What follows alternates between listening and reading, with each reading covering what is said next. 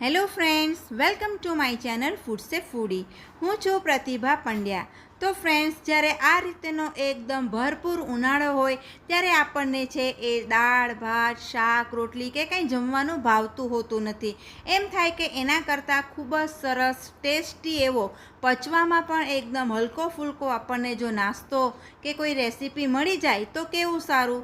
તો ફ્રેન્ડ્સ, આજે હું તમારી સાથે જે રેસીપી શેર કરવા જઈ રહી છું તો તે ગેરંટી છે કે આજથી પહેલાં તમે આ કાચા બટેટાની રેસીપી ક્યાંય જોઈ પણ નહીં હશે.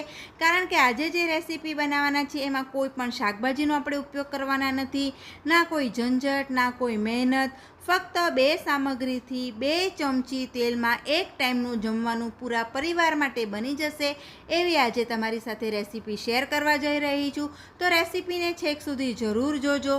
વિડીયો તમને થોડો પણ પસંદ આવે તો વિડીયોને લાઇક કરજો, શેર કરજો અને ચેનલ ઉપર નવા હો તો આવી જ નવી નવી રેસીપી જોવા માટે ચેનલને સબસ્ક્રાઈબ જરૂર કરજો. તો ફ્રેન્ડ્સ, આપણે વિડીયોમાં જોયું એ પ્રમાણે આપણે એક બટેટું છે એને ધોઈને આપણે તેની છાલ ઉતારીને તેને છીણી વડે આપણે લાંબુ છીણી લીધું છે. પછી આપણે એ છીણને 2 થી 3 વાર પાણીથી ધોઈ લેવાનું અને પછી આપણે તેને પાણીની અંદર થોડીક વાર માટે 5 થી 10 મિનિટ માટે આપણે તેને રવા દેવાનું છે. ત્યાં સુધીમાં હવે આપણે એક બાઉલની અંદર 1 વાટકી સૂજી લઈ લેવાની અને તેને પણ આપણે ચાળીને પછી ઉપયોગ કરવાનો. હવે સૂજી લઈ લીધા પછી હવે તેની અંદર મેં થોડાક આદુ મરચાં આપણા ઘરના ટેસ્ટ પ્રમાણે આપણે ઉમેરી દેવાના. 1 ચમચી સફેદ તલ ઉમેરી દેવાના. હવે આપણે જે બટેટાના છીણને પાણીની અંદર પલાળીને રાખ્યું હતું તેમાંથી આપણે બધું જ પાણી છે એ આપણે દૂર કરી દેવાનું અને બટેટાના છીણને આપણે રવો એટલે કે જેને આપણે સૂજી કહીએ છીએ તેની સાથે ઉમેરી દેવાનું. પછી 1 ચમચી મેં ચીલી ફ્લેક્સ ઉમેર્યા છે અને મેં અહીં 3 થી 4 ચમચી જેટલું ઘરનું દહીં લીધું છે.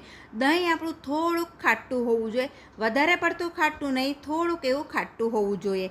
હવે આ દરેક સામગ્રીને આપણે ચમચી અથવા તો હાથની મદદથી મિક્સ કરી લેવાની, જેથી બટેટામાં પણ જો થોડું ઘણું મોઇશ્ચર હોય તો તે સૂજી સાથે બરાબર મિક્સ થઈ જાય, દહીં સાથે બરાબર મિક્સ થઈ જાય અને દરેક સામગ્રીમાં બધો જ એક સરખો ટેસ્ટ આવી જાય. હલાવી લીધા પછી આ રીતે 10 મિનિટ સુધી આપણે ઢાંકીને રહેવા દેવાનું. તો આ 10 મિનિટની અંદર આપણી સૂજી છે ને એ પણ જેટલી ફૂલવાની હશે એટલી ફૂલી જશે.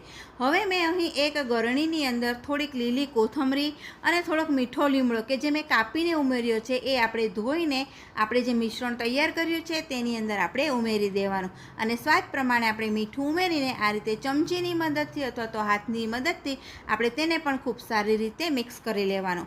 હવે ફ્રેન્ડ્સ, અહીં મેં અડધી ચમચી છે ઈનો લીધો છે. ઈનો ન હોય તો આપણે અડધી ચમચી ખાવાનો સોડા ઉમેરીને તેની અંદર આપણે અડધો ગ્લાસ જેટલું અથવા તો 1 ગ્લાસ જેટલું જે પ્રમાણે જરૂર હોય એ પ્રમાણે આપણે તેની અંદર પાણી ઉમેરીને આ રીતેનું મિશ્રણ છે આપણે 1 મિનિટ સુધી હલાવી લેવાનું. તો ઈનોના કારણે આપણું મિશ્રણ છે ને એ ફૂલી જશે. તો ફ્રેન્ડ્સ, તમને મારી એક રિક્વેસ્ટ છે કે તમને જો રેસીપી પસંદ આવી રહી હોય, ઉપયોગમાં આવી રહી હોય એવું લાગતું હોય તો એક વિડીયોને લાઈક જરૂર કરજો.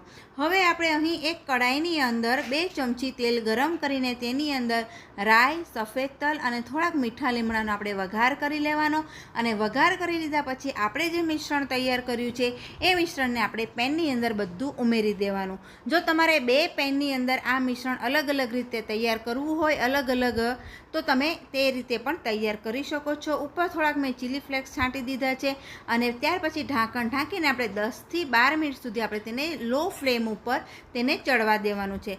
10 થી 12 મિનિટ પછી આપણે તેનું પડ છે એ આપણે ફેરવી નાખવાનું છે અને ઢાંકણ ઢાંકીને એકદમ ધીમી ફ્લેમ ઉપર આપણે ફરીથી તેને 5 મિનિટ સુધી ચડવા દઈશું. તો આપણે જ્યારે ચમચાની મદદથી તેને દબાવીએ ને તો આપણને તરત જ ખ્યાલ આવે છે કે આપણી જે રેસીપી છે એ એકદમ સોફ્ટ બનીને તૈયાર થઈ ગઈ છે. તો હવે આપણે ગેસની ફ્લેમ બંધ કરીને તેને ડીશની અંદર લઈ લઈશું. તો ફ્રેન્ડ્સ, આ રીતેનું એક આખી રેસીપી બને છે.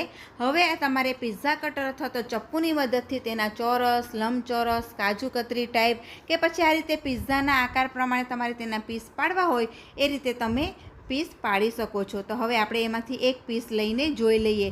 તો આજની જે રેસીપી આપણે ફક્ત 2 સામગ્રી બટેટા અને સૂજીમાંથી તૈયાર કરી છે એ એકદમ સોફ્ટ, ખૂબ જ ટેસ્ટી અને પચવામાં પણ એકદમ હલકી અને ખૂબ જ સોફ્ટ રેસીપી આપણી બનીને તૈયાર થઈ ગઈ છે. તો આ રેસીપી એવી છે કે ફ્રેન્ડ્સ, જે નાનાથી લઈને મોટાને દરેકને ખૂબ જ ભાવશે. પછી તે બ્રેકફાસ્ટ હોય, લંચ હોય, ડિનર હોય કે ટિફિન હોય, તો આ ઉનાળામાં આપણને આવું બધું ભાવતું હોય છે. તો આજની રેસીપી તમને કેવી લાગી એ મને નીચે કોમેન્ટ બોક્સમાં જરૂર જણાવજો. વિડીયો તમને થોડો પણ પસંદ આવ્યો હોય તો વિડીયોને લાઇક કરજો, શેર કરજો અને ચેનલને સબસ્ક્રાઈબ જરૂર કરજો. ફરી મળીશું નવા વિડીયોમાં.